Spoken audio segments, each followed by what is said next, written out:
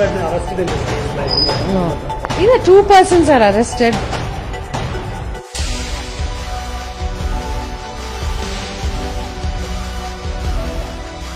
Thank you. how many days remand? I'll just. So I think we can stop. तो ये जो हंसते हुए आपको पुलिस अधिकारी नजर आ रही है, ये है IPS RV Ramya Bharti.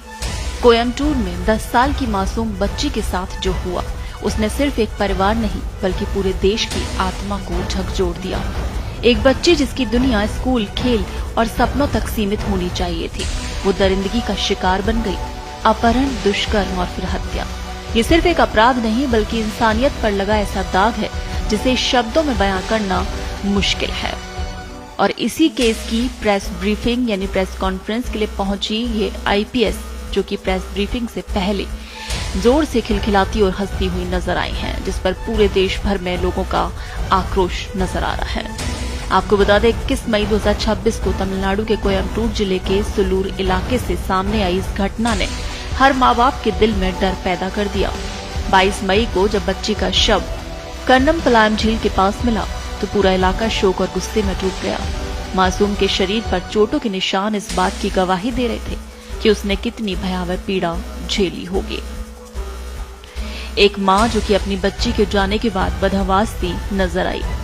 Police ने 23 मई को 2 आरोपियों को गिरफ्तार कर लिया, जिनमें मुख्य आरोपी बच्चे का पड़ोसी बताया जा रहा है। लेकिन इस दर्दनाक मामले में लोगों का गुस्सा सिर्फ अपराधियों तक सीमित नहीं है। जब पुलिस अधिकारियों की प्रेस कॉन्फ्रेंस का ये वीडियो सामने आया, जिसमें कुछ अधिकारी हंसते और छाके लगाते दिखाई दिए, तो लोगों का आक्रोश और बढ़ गया।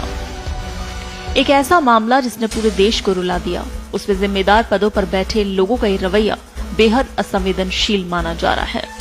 सोशल मीडिया पर लोगों ने सवाल उठाया कि क्या एक मासूम की मौत भी अब सिर्फ रूटीन केस बनकर रह गई? क्या संवेदनशीलता और जिम्मेदारी की उम्मीद करना गलत है? सबसे ज्यादा पीड़ा उस माँ की आवाज में महसूस हुई जिसने अपनी बेटी को खो दिया। मां ने आरोप लगाया कि उन्हें अंतिम संस्कार से जुड़े फैसलों की सही जानकारी नहीं दी गई। एक मां जिसने अपनी बच्ची को खोया हो, उसके लिए ये दर्द शायद जिंदगी भर कभी कम नहीं होगा। ये घटना सिर्फ तमिलनाडु या कोयम्बटूर की नहीं है, ये पूरे समाज के लिए एक आईना है। सवाल सिर्फ कानून व्यवस्था का नहीं बल्कि हमारी सामाजिक सोच का भी है। आखिर क्यों बच्चियां आज भी सुरक्षित नहीं? क्यों हर कुछ दिनों में किसी मासूम की चीख देश को सुनाई देती है? हालांकि सरकार ने इस मामले में हाई लेवल बैठक कर जांच तेज करने और दोषियों को जल्द सजा दिलाने के निर्देश दिए हैं, लेकिन सिर्फ सख्त कानून बना देना काफी नहीं होगा। जरूरत है संवेदनशील पुलिस व्यवस्था, तेज न्याय प्रणाली और ऐसे सामाजिक माहौल की जहां बच्चियां बिना डर के जी सकें। ये भी समझना होगा कि किसी भी अपराध की जांच में पुलिस और प्रशासन का व्यवहार उतना ही महत्वपूर्ण होता है जितना अपराधियों को पकड़ना। जनता उन चेहरों में भरोसा ढूंढती है जो न्याय दिलाने का वादा करते हैं। ऐसे में हंसी मजाक जैसी तस्वीरें लोगों के विश्वास को तोड़ देती हैं। और ये पुलिस ऑफिसर जब ANI पे बाइट देती नजर आई है, तब भी आप देख सकते हैं कि किस तरीके से हंसते हुए ये बाइट दे रही हैं। No. How many people have been arrested in this case? Like, No. Either 2 persons are arrested. I think that is very clearly told and it's come out also. 2 persons, the only 2 persons involved have been promptly arrested and secured. Yeah. Is there any reason behind this of this kind of, because there have been neighbors of this particular We'll just, you have to be really a bit, let us be a little understanding of each other's because situations. DGP are also come to Coimbatore. Yes.